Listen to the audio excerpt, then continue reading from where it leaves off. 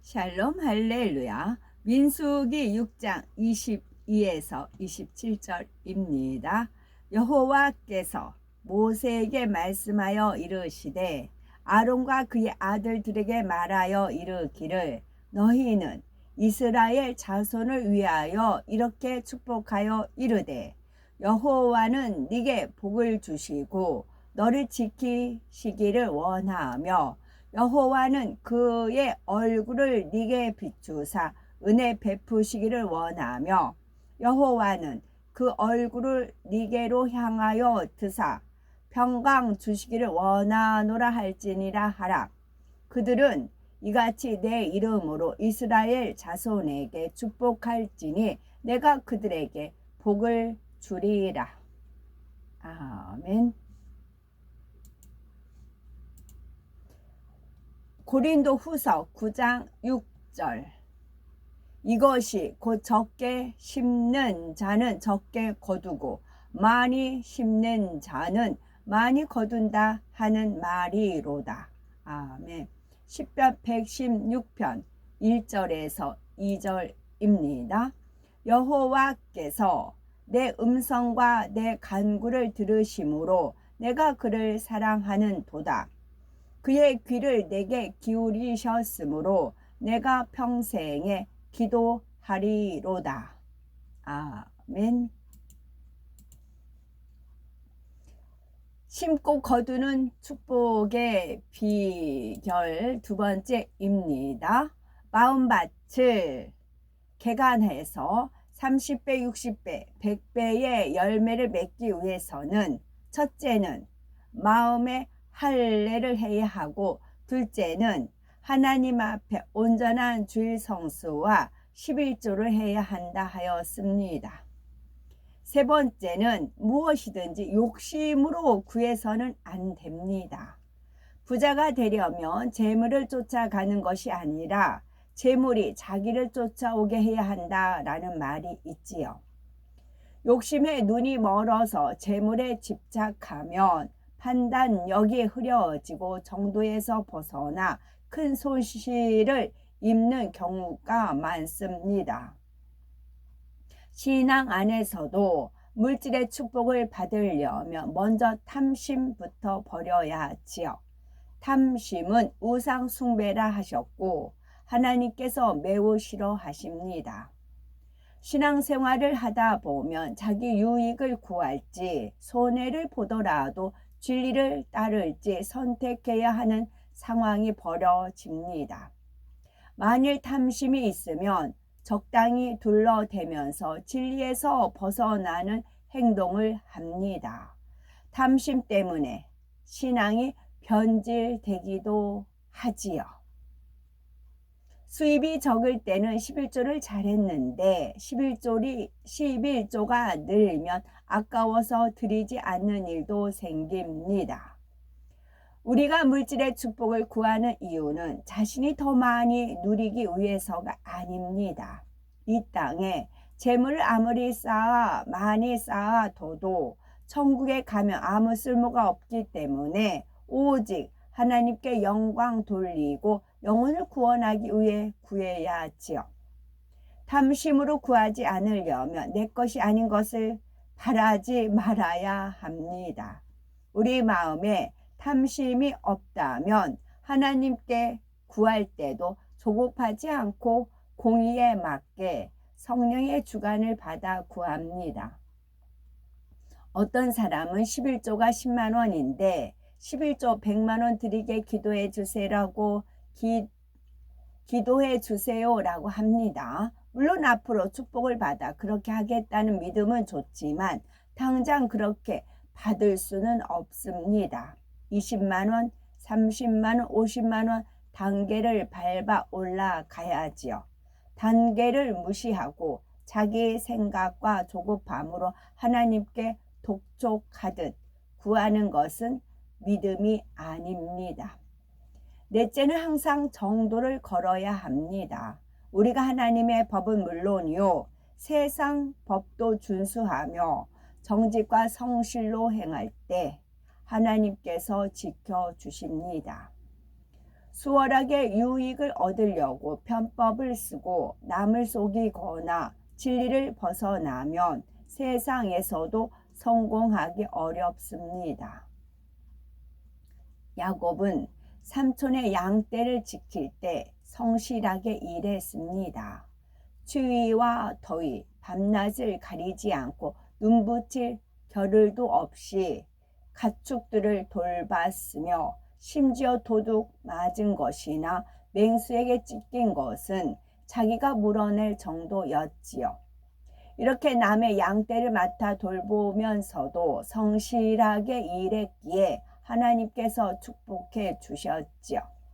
아무리 진리를 많이 알고 기도를 많이 한다 해도 정도를 걷지 않으면 하나님께서 복을 주실 수 없습니다.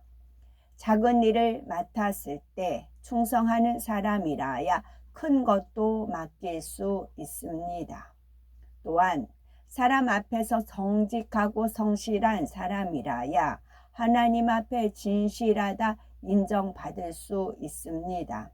자신이 정직과 성실로 쌓아가지 않으면 비록 하나님께서 길을 열어주신다 해도 축복을 자기 것으로 취할 수 없습니다. 다섯째는 부지런히 많이 심어야 합니다. 고린도후서 9장 6절에 이것이 곧 적게 심는 자는 적게 거두고 많이 심는 자는 많이 거둔다 하는 말이로다 했습니다. 아무리 넓은 땅을 가졌어도 심은 만큼만 거둘 수 있습니다. 좁은 면적에 뿌리고 드넓은 면적의 수확량을 기대할 수는 없습니다. 영적으로도 마찬가지죠. 부지런히 많이 심을 때라야 그 축복을 실감할 수 있습니다. 하나님께 10,000원을 심고 2배로 받았다고 합시다. 이때 직접 돈으로 주실 수도 있고 질병이나 재앙으로 인한 손실을 막아 주실 수도 있습니다. 그런데 10,000원의 2배, 곧 20,000원 정도의 액수라면 하나님께서 주셨다 해도 그것을 실감하기는 어렵지요. 반면에 1,000,000원을 심었는데 2배로 갚아주셨다면 금방 알 수 있습니다. 물론 단순히 액수가 크다 해서 많이 심었다 할 수는 없습니다. 예물을 통해 하나님이 받고자 하시는 것은 마음의 향이기 때문이지요. 여기 아까 직접 돈으로 주실 수도 있고 질병이나 재앙으로 인한 손실을 막아 주실 수도 있습니다. 이제 축복에 관한 문제죠. 저 같은 경우는 이제 저렴하게 싸는 것, 같은 물건이라도 그 저렴하게 싸는 걸로 저는 하나님의 돌보심을 체험을 합니다. 얼마 전에 일이었어요. 지하철을 가다가 노선을 잘못 탔습니다. 내가 길을 잘못 들었네 하고서는 돌아서려고 하는데 옷이 요즘은 이제 중고 할인 중고 가게가 많이 있지요.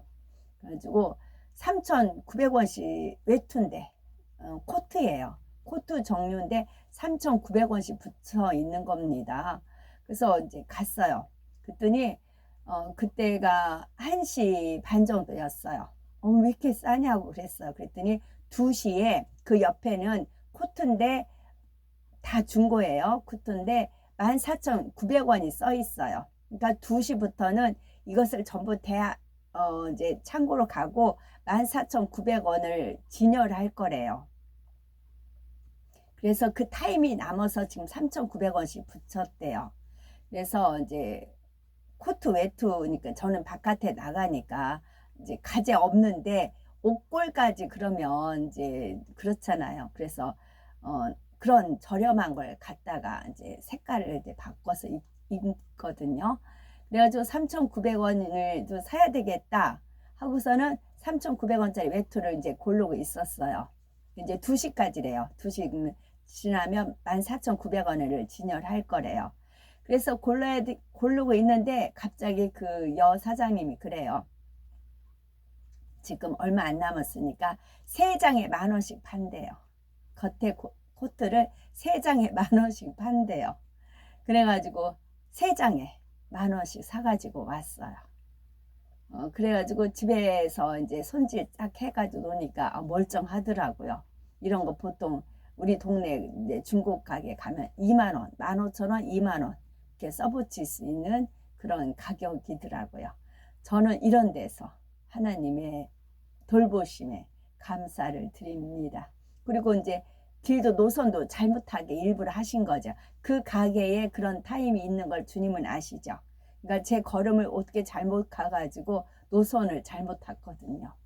덕분에 그렇게 저렴하게 3개 10,000원 주고 샀지요. 그런 데서 감사드려요.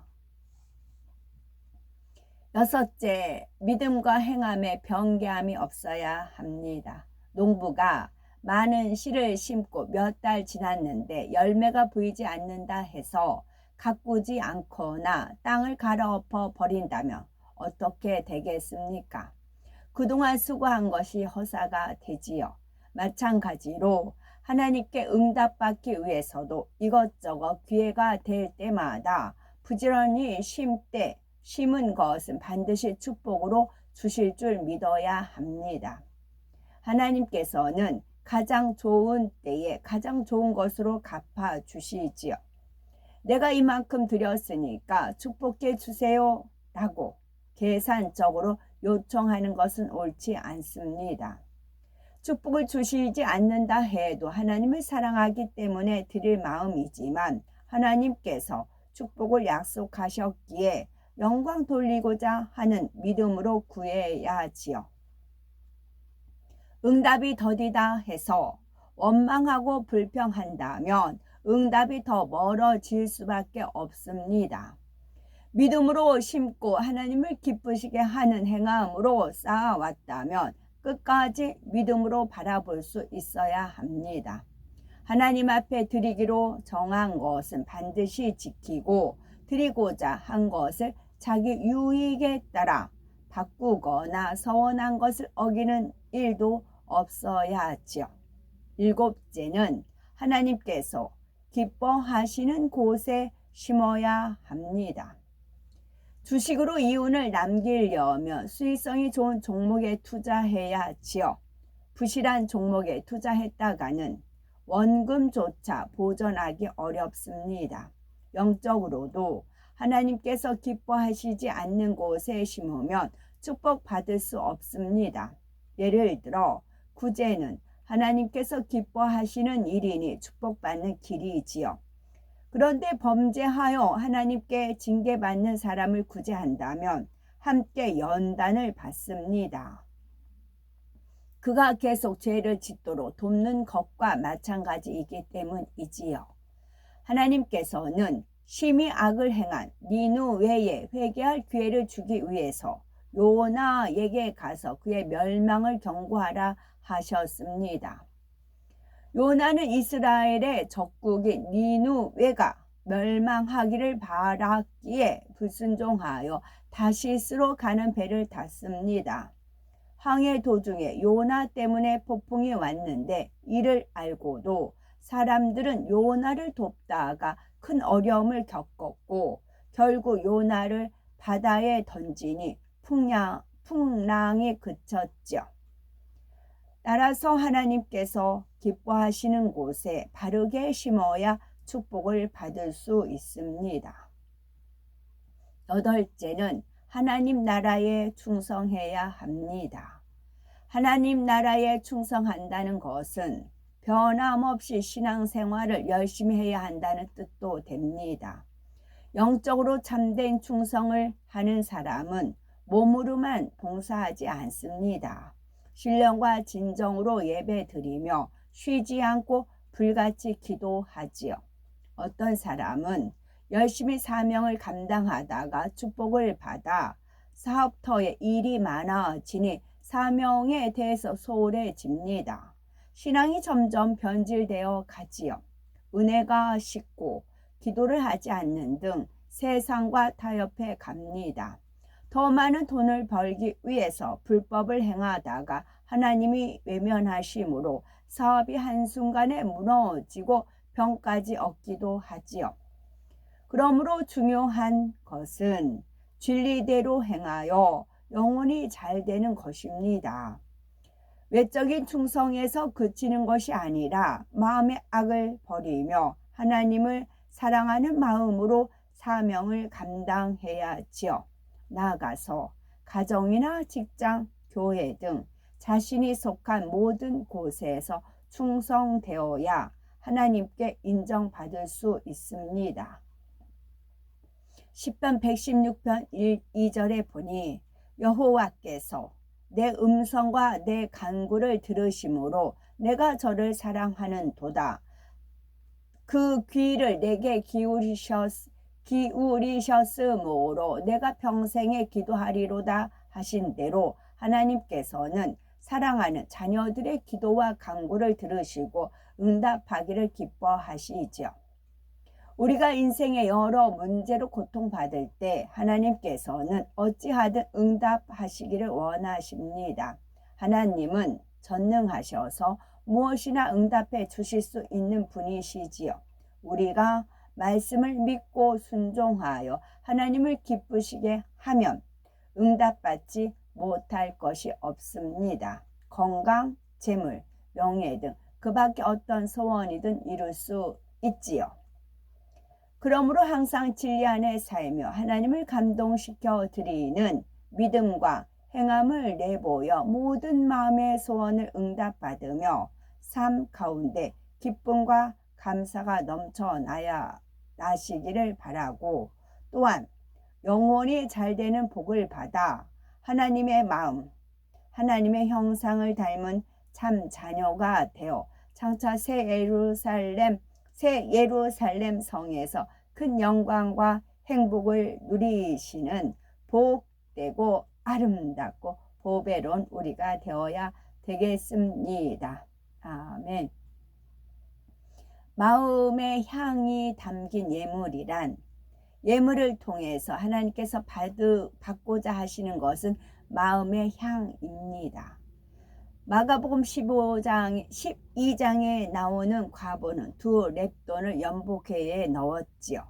이는 당시 가장 작은 화폐 단위인 동전 2닙에 지나지 않았습니다. 그러나 예수님께서는 과부가 다른 모든 사람보다 더 많이 넣었다고 칭찬하셨죠. 다른 사람들은 많은 소유 중에 일부를 드렸지만 과부는 생활비 전부를 드렸기 때문입니다.